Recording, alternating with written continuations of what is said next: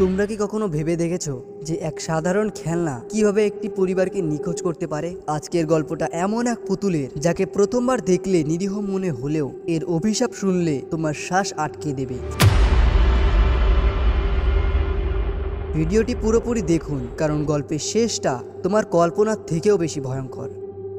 শুভ যখন তার জন্মদিনে নতুন খেলনা উপহার পেল, তখন কেউ বুঝতে পারেনি সেই খেলনাটি তার পরিবারকে এক অবিশ্বাস আতঙ্কে নিমজ্জিত করবে।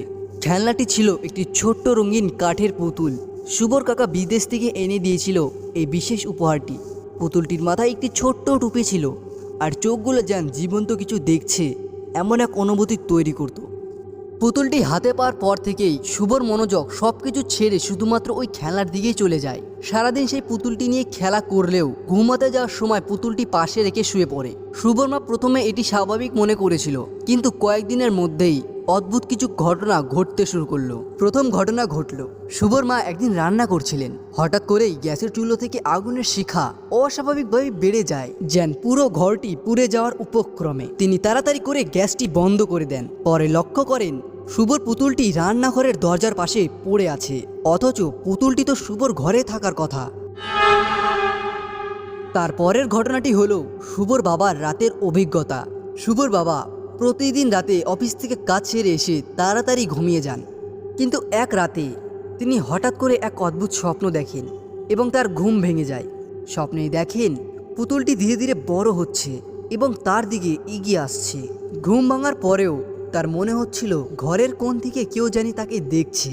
তিনি আলো জ্বালিয়ে চারপাশে দেখলেন, কিন্তু কিচ্ছু পেলেন না। একদিন শুভর খেয়াল হয় পুতুলটির একটি হাত ভেঙে গেছে এবং সে খুবই মন খারাপ করলো। কিন্তু পরের দিন সকালে দেখা গেল পুতুলটির হাত আগের মতোই ঠিক হয়ে গেছে। এই ঘটনাটি শুভর বাবা মাকে চমকে দেয়। তারা ভেবেছিলেন হয়তো শুভ নিজে নিজেই ঠিক করে নিয়েছে, কিন্তু শুভ বলল, আমি কিছুই করিনি, এটি তো নিজে নিজেই ঠিক হয়ে গেছে।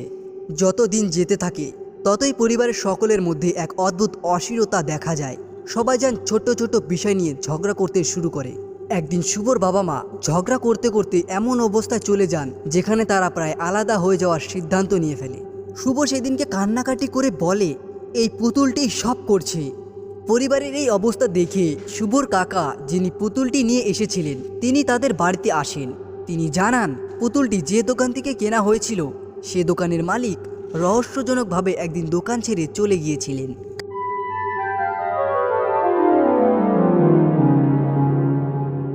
কাকা বললেন, আমি শুনেছি এই পুতুলটিতে একটি প্রেতাত্মার বাস। তার এই কথা শুনে বাড়ির লোকেরা আরও বেশি ভয় পেয়ে যায়। সেদিনকেই রাতে কাকার কথা শুনে পরিবারের সবাই একসঙ্গেই শুয়েছিল। রাত প্রায় 3টের দিকে এক প্রচণ্ড শব্দে সবার ঘুম ভেঙে যায়। তারা দেখতে পায় পুতুলটি শুভর বিছানার পাশে নেই। শুভর বাবা মা চিন্তিত হয়ে পুতুলটিকে খুঁজতে বেরোয়। খুঁজতে খুঁজতে তারা দেখতে পায় পুতুলটি ডাইনিং টেবিলের উপরে বসে আছে। ঘরটি পুরো অন্ধকার আর পুতুলটির চোখ লাল হয়ে জ্বলছিল।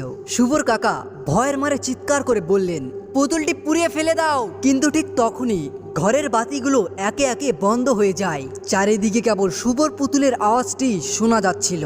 পরের দিন সকালে শুভর বাড়ির দরজা খোলা অবস্থায় পাওয়া যায়। ঘরের ভেতরে কোনো মানুষ নেই। ঘরের এক কোণে ওই পুতুলটি বসেছিল আর তার এক চোখ দিয়ে যেন রক্ত ঝরছিল। যারা যারা এই ঘটনাটি শুনেছে তাদের মধ্যে অনেকেই বলে পরিবারটি হয়তো কোনোভাবে পালিয়ে গেছে। কেউ কেউ আবার বলে তারা পুতুলটির অভিশাপে হারিয়ে গেছে, কিন্তু পুতুলটি এখনো সেই বাড়িতেই পড়ে আছে। কেউ সেখানে গেলে রাতে হয়তো সেই হাসির শব্দ এখনো শুনতে পায়। তবে এই ঘটনাটি সত্যি কি মিথ্যা তা কেউ জানে না। কেবল পুতুলটির মুখের হাসি যেন বলছে গল্পটা এখানেই শেষ। বন্ধুরা, আজকের গল্পটি কেমন লাগলো অবশ্যই কমেন্ট করে জানিয়ে দিবেন, এবং এরকমই হরর অ্যান্ড মিস্টিরিয়াস গল্প শুনতে হলে আমাদের ভূত কথা ইউটিউব চ্যানেলটাকে সাবস্ক্রাইব করতে ভুলবেন না। তো চলুন, দেখা হচ্ছে নতুন কোনো গল্পে। ততক্ষণ ভালো থাকবেন, সুস্থ থাকবেন। ধন্যবাদ।